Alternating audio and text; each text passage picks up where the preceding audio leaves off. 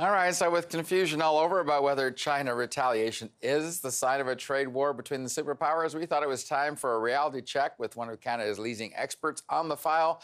Wenran Jiang is director of the Canada-China Energy and Environmental Forum in UBC, and he joins us from Edmonton. All right, Wenran, I'm confused. The president says trade war. What trade war? Is he covering up something that's already started, or was Trump just trying to do a shot across the bow to get China's attention? Well, Don, I think the name of your program, the power play, probably describes the best the current situation. We're about to see a potential trade war, but everybody, including President Trump himself, saying we're not in a trade war. And the Chinese are saying they're not wanting to do a trade war, but if Americans imposes a trade war on them, they will do a trade war. So this is where we are. Tit for tat, we see the aluminum and steel tariff round that the Chinese tit for tat responded precisely on the same amount of kind of punishment worth about $3 billion of goods of tariffs announced earlier. And this one, the Americans barely announced 1,300 items of the potential targets for tariffs up to $50 billion. I mean, within 12 hours, the Chinese announced their retaliation list. I guess they've been preparing this for a year and plus. They just pulled out this thing from their database. Yes, we are at the potential trade war and not there quite yet. Well, it seems to me, as you point out, that China did react with almost uncharacteristic speed. And I was talking to some people that have analyzed the sort of products that China is aiming at putting tariffs on. And they look like they're trying to hit Trump in economic areas where he has political support. It certainly suggests we're going to see a ramp up and a cool down if the U.S. doesn't call down its tariffs, doesn't it? Well, I think the Chinese reactions there are two aspects. You pointed out some of those already. One is, I think the market is down, as you said, and they're complaining, well, we shouldn't be surprised China would respond. But people are surprised on not about China's response, they will, but how fast they have done it. That's one aspect. The other aspect, if you look at the two lists, 1,300 items of products on the US side, with about 1/10 of that number on the Chinese side.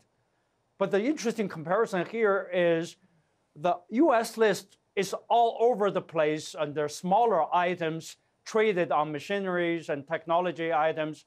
The Chinese list is more focused on agriculture products, auto sector, and airplanes. This hit some of the major states such as Florida, Michigan, Iowa, Wisconsin, of course also Washington and California, but other than these two states, all others are clearly major swing states for US presidential elections in the coming midterm elections as well. So the volume and the list is small on the Chinese side, but seems to hit where it hurts.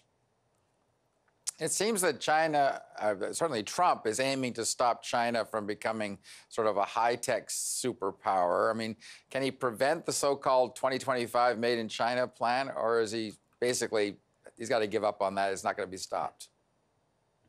I think the American complaints have some very good reasons. We all know that the Chinese practice of acquiring technologies in many areas is kind of gray and problematic.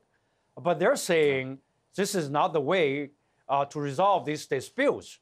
And the Chinese in the past 15, 18 years have been becoming very good at using the WTO mechanisms. If there's one area we see China is doing better in the rule of law, is in fact, ironically, is in following the WTO rules. They do all the lawyer thing and legislate, and they say you can't use the Section 301 as Americans do to go beyond it to take this unilateral action. It looks like most Americans, reasonable Americans, right, and trade organizations agree with that. So therefore, the Chinese are actually going to say you can't stop the Chinese technology, but this is more than just a trade war.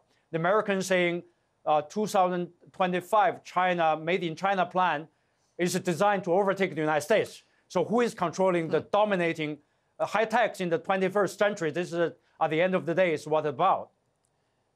If I could get a brief answer on this one, I'm curious if there's an impact on Canada if this trade war heats up. Do we become the dumping ground of sorts for goods from both countries?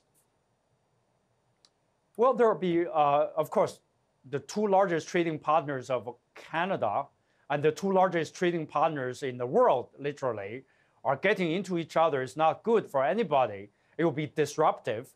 But interestingly, depending on how long it lasts, some countries may benefit. For example, the list of products in both countries, hit list, Canada have some potentials in agriculture products, in the pork export, in wine, in some machineries, even in auto. Right. Will facilitate some of these. We may benefit a little bit more, but that's a complicated process, and we don't know how it played all out. So therefore, I will be cautiously warning that probably the damage is more than the benefits in the long run. Okay. All right, Wenran, always a pleasure chatting with you. Thanks for your insight. Thank you.